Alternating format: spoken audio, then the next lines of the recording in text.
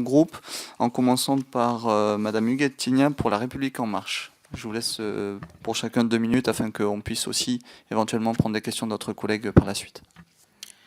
Alors, je tiens tout d'abord à remercier nos différents invités du jour pour leur présence et puis aussi pour leur expertise dans ce domaine.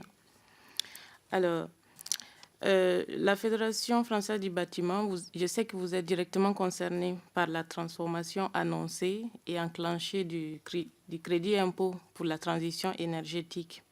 Alors, je voudrais juste rappeler quelques points avant de poser mes questions.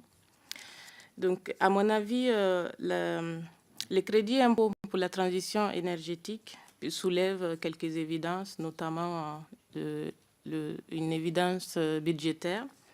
Alors, le point le plus important, c'est au niveau écologique, parce qu'au départ, ce crédit a été mis en place pour une incitation fiscale et ensuite qui avait pour objectif de poursuivre, voire de lancer le mouvement de la transition énergétique. Aujourd'hui, il y a eu beaucoup d'évolutions qui font que la pertinence du dispositif actuel n'est pas toujours efficace. Ensuite, au plan économique, on peut aussi noter le fait que ça puisse avoir une influence sur de nombreux emplois, même si aujourd'hui, il n'y a pas vraiment de modèle défini qui puisse faire une prédiction en la matière. Alors, je vais avoir 2 questions.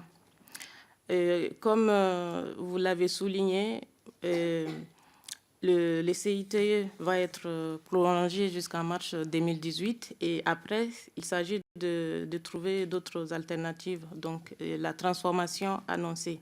Ce que je voudrais savoir, c'est qu'aujourd'hui, dans le domaine du bâtiment, puisque quand on parle de rénovation, il faut plutôt la prendre de façon globale. Nous savons que le maintien du crédit pour les fenêtres est important, voilà, dans nos ruralités notamment, ou en tout cas pour lutter contre la précarité énergétique. Ma question, justement, puisque la filière du bâtiment fait appel à plusieurs professions, ça veut dire que si on veut faire de la rénovation aujourd'hui, on est amené à intégrer des éléments de l'énergie et issus de l'énergie renouvelable, notamment ça peut être du solaire. En cas de rénovation, on peut mettre des plaques solaires, on peut mettre des fenêtres, on peut mettre des matériaux qui permettent de faire l'isolation. Ce que je voudrais savoir, c'est comment vous êtes organisé au sein de la profession pour prendre en compte tous ces aspects qui vont arriver dans le futur. C'est quelque chose aussi qui va nous aider, nous, parlementaires, à affiner justement les crédits que nous voulons mettre en place pour voilà, la rénovation dans le futur. Merci.